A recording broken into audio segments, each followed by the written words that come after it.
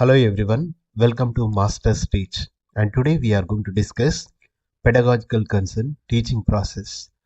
Okay, and it is very important for your TET examination. So, what is the concept of teaching? It is a meaning of teaching. Teaching is a purposeful activity aimed at facilitating learning and development in students. It is the interactive process. So, teaching involves dynamic interaction between teacher and learner, creating meaningful exchanges. Then, it is a planned activity.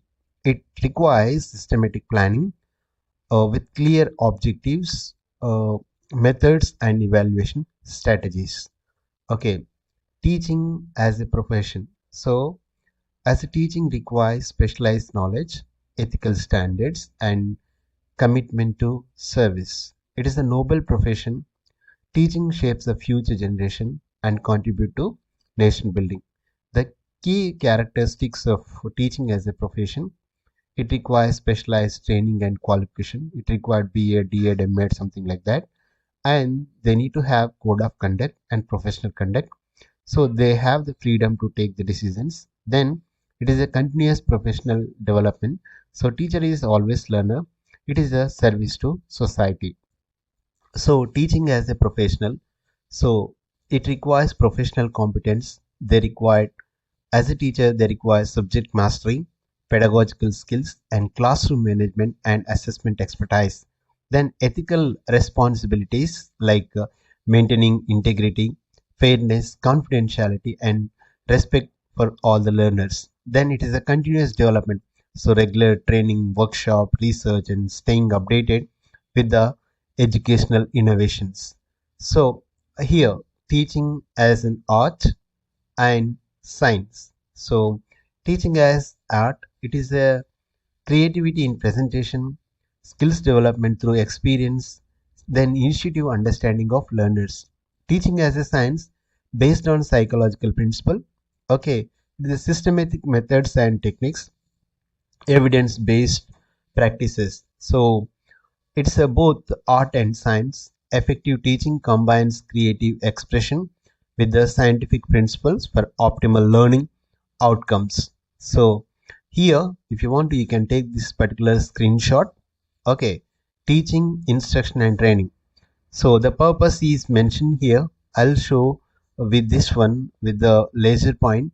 Okay, here the teaching, instruction, and training, these are the three different things, but it is a part of your teaching profession. The purpose: teaching is the overall development, instruction only specific learning, training skill development.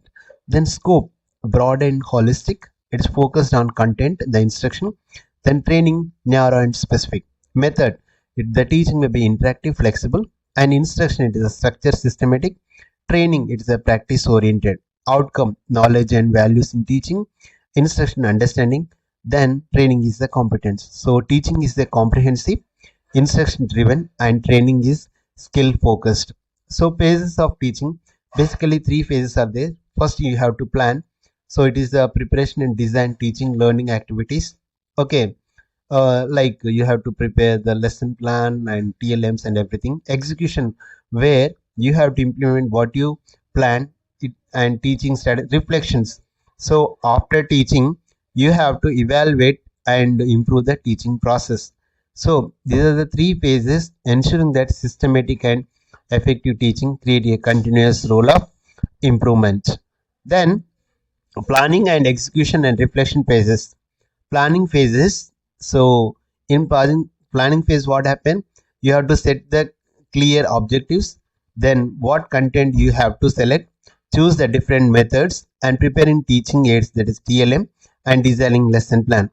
In execution phase, so content presentation, classroom interaction, use of teaching learning materials, student participation, then active engagement. In reflection phase, so you're going to evaluate, okay, teaching evaluation, students feedback, teachers self-analyze, identify improvement, and future planning. Then as a teacher role in teaching learning process, teacher is a model. So he is exemplify values, behavior, attitude for the students eliminate. Then he is a facilitator and negotiator. Okay, then teacher is also co-learner. Okay, and he is a reflective practitioner, means analyzing and improving teaching methods through critical self reflection. So these are the models of: he is a facilitator, he is a model, he is a correler, he is a guider, he is a motivator. Okay, he is a counselor also. Okay, functions of a teacher in a classroom: he teaches and guides the students and manage the classroom effectively and evaluate or examine the students' progress, create a positive learning environment. In a This is in the classroom, and in a school, he have the administrative responsibilities. He has to organize co-curricular activities. So he has to collaborate with his colleagues and contribute to school development in community. So he has to fulfill the social responsibility, supporting community development, building a parent teacher relationship, promoting educational awarenesses. So here the teacher play multifaceted roles, extend beyond classroom and teaching to school and administration community, contribute significantly to a nation building and teacher development.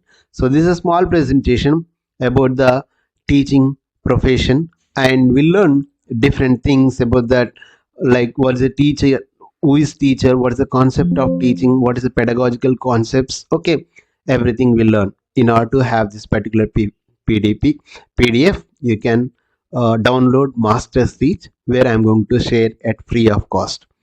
Thank you for watching. Please do subscribe and share with your friends. Thank you. All the best.